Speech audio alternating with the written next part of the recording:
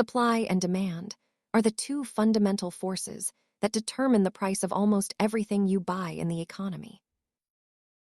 At its heart, a market is simply any place where buyers and sellers come together to exchange goods and services. The equilibrium is the sweet spot where the quantity producers want to sell matches exactly what consumers want to purchase. Several factors can move these curves, including changing consumer tastes, the cost of raw materials, or shifts in household income. When the market is out of balance, we see either a surplus forcing prices down or a shortage pushing prices up.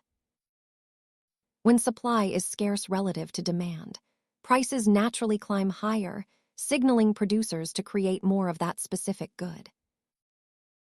Think of price as a signal that communicates information about scarcity and value to everyone participating in the economy.